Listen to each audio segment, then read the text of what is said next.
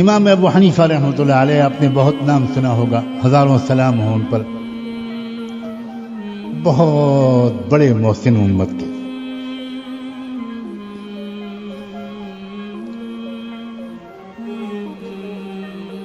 رات میں معمول بنا لیا تھا انہوں نے، پوری رات اکثر عبادت کرتے تھے، عجیب ہمت تھی اور اللہ سے تعلق تھا۔ اپنے مکان کی چھت پر اکیلے لمبی نمازیں پڑھتے تھے، رو رو کے تلاوت کرتے تھے اور اللہ سے اپنا تعلق بڑھاتے تھے۔ ان کے مکان سے ملا ہوا مکان ایک ایسے شخص کا تھا جو بیچارہ غریب آدمی تھا اور موچی تھا۔ موچی سمجھتے ہیں؟ جوتوں کی مرمت کرنے کا کاروبار تھا، بیچارے کا چھوٹا موٹا کام تھا۔ تو روز کماتا تھا، کچھ پیسے ملتے تھے اس کو۔ اب وہ بھی بیچارہ کچھ عادی ہو گیا تھا نشے کا، تو چوری چھپے اس دور میں بھی کہیں نہ کہیں شراب مل جاتی تھی، تو وہ اسی پیسوں سے شراب خریدتا تھا، اور دن میں تو بیچارہ اپنا پیشہ کرتا تھا، کام کرتا تھا، رات میں شراب کے نشے میں دھت ہو کر کچھ گیت گاتا تھا، گانے گاتا تھا، اشعار پڑھتا تھا، جب تک نیند نہ آئے ایسی ہی حرکتیں کرتا رہتا۔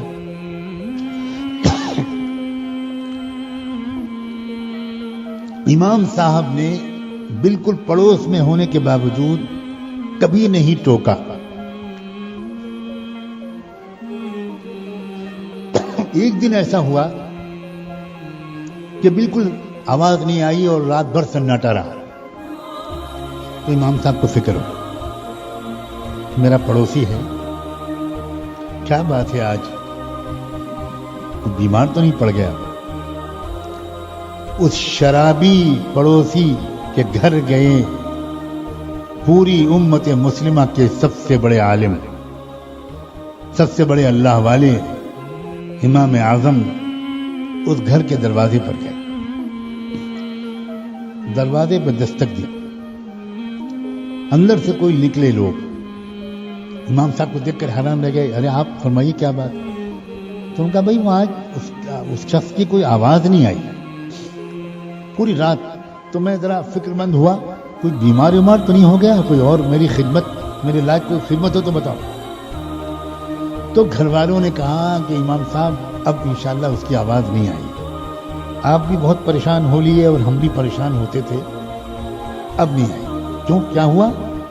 انہوں نے کہا ہم لوگ اس سے بہت تنگ آ چکے تھے، نہ خود سوتا تھا نہ ہمیں سونے دیتا تھا، ہم نے آج اس کی رپورٹ لکھائی تھی، سرکاری پولیس آئی اور اس کو گرفتار کر کے لے گئی، اب وہ جیل میں رہے گا۔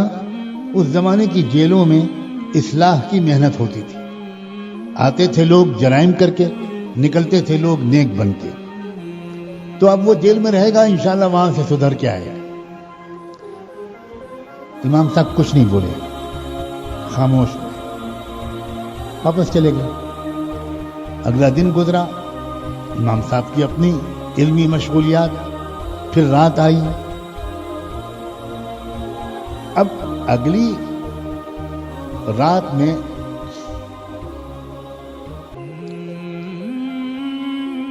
جب دن آیا، نہیں دن ہی میں، پہلی رات گزرنے کے بعد دن میں امام صاحب چپ چاپ شہر کے حاکم کے پاس گئے، جیسے ضلع کا کلیکٹر ہوتا ہے، اس کے پاس گئے۔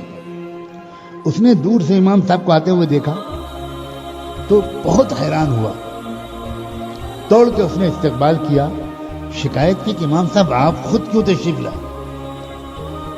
آپ مجھے اشارہ کر دیتے میں آ جاتا، کسی سے کہلوا دیتے، سر کے بل حاضر ہوتا۔ وہ کلیکٹر جانتا تھا کہ یہ وہ بندہ ہے کہ جو پورے عالم اسلام کے خلیفہ کے پاس بھی نہیں جاتا، خلیفہ ہی ان کے پاس آتے ہیں، یہ میرے پاس آپ کیوں تشریف لائے؟ تو امام صاحب نے کہا کہ دیکھو جس کا کام ہوتا ہے اسی کو جانا چاہیے۔ تو وہ اور حیران ہوا کہ آپ کا کام اور مجھ سے، حکم فرمائیے، بتائیے کیا کام ہے، میں حیران ہوں۔ تو اس امام صاحب نے کہا کہ بھئی ایک میرا پڑوسی ہے، یہ حلیہ ہے، یہ نام ہے، مجھے پتہ چلا ہے کہ آپ نے اس کو گرفتار کروایا ہے، جیل میں بھیجا ہے۔ تو اس نے تحقیق کروا کے اپنے سے کہا کہ ہاں بالکل صحیح ہے، وہ گرفتار ہوا رات اور جیل میں ہے۔ تو امام صاحب نے کہا کہ کیا آپ میری ضمانت پر اس کو چھوڑ سکتے ہیں؟ تو اس شخص نے کہا کہ امام صاحب آپ کو شاید پتہ نہیں ہے، وہ بہت شرابی کبابی آدمی ہے، گھر والے پریشان ہیں۔ تو امام صاحب نے کہا مجھے سب معلوم ہے، پھر بھی آپ میری ضمانت پر اس کو چھوڑ دیں تو بڑی عنایت ہو۔ تو اس کلکٹر نے کہا کہ امام صاحب آپ کیسی بات فرما رہے ہیں، آپ کا ہر جملہ حکم ہے، آپ کا فتویٰ ملک کا قانون ہوتا ہے، تو مجھے کیا اشکال ہے، آپ تشریف لے چاہیے گھر، میں بھیجتا ہوں اس کو۔ امام صاحب نے کہا کہ نہیں، میں انتظار کر رہا ہوں، میں اس کو اپنے ساتھ لے کے جاؤں۔ بیٹھ گئی امام، اس نے بلوایا اس کو اور وہ آ گیا۔ وہ دیکھ کے شرمندہ ہو گیا، سر جھک گیا، وہ سمجھا کہ پتہ نہیں امام صاحب میری کیا شکایت کرنے آئے ہیں، کیا معاملہ ہے۔ حاکم نے کہا کہ جاؤ، ان کو رہا کیا جاتا ہے۔ امام صاحب اٹھے اور اس کو ساتھ لے کے چل دی۔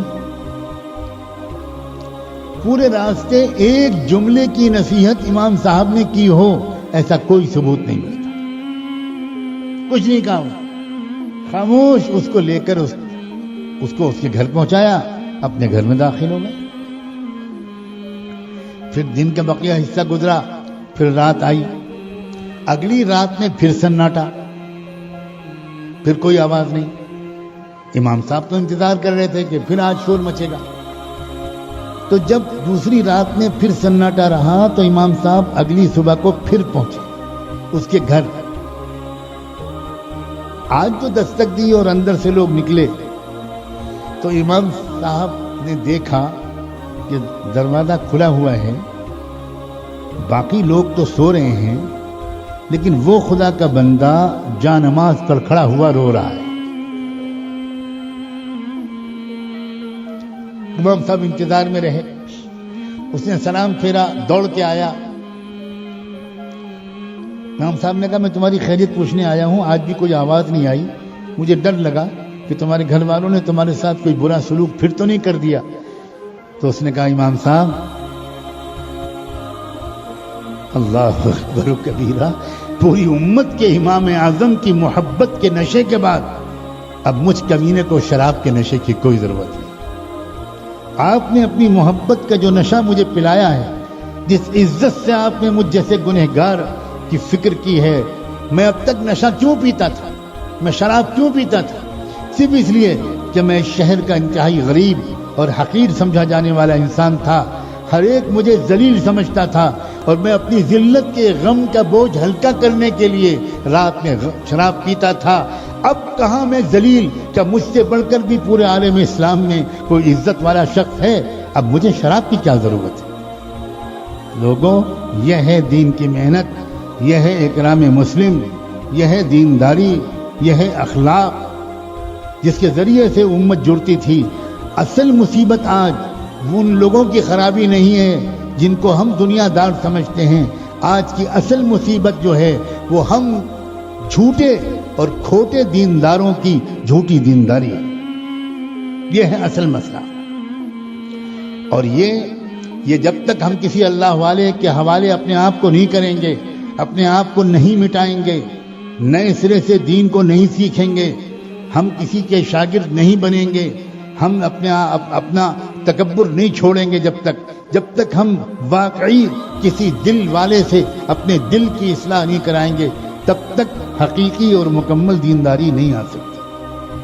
تو تب تک وہی جھوٹی والی دینداری، وہی ادھوری دینداری جس کے ذوق میں ہم پھنسے ہوئے ہیں اور جس کی وجہ سے ہماری ترقی نہیں ہو پا رہی، تب تک ہم اسی میں لگے رہیں گے۔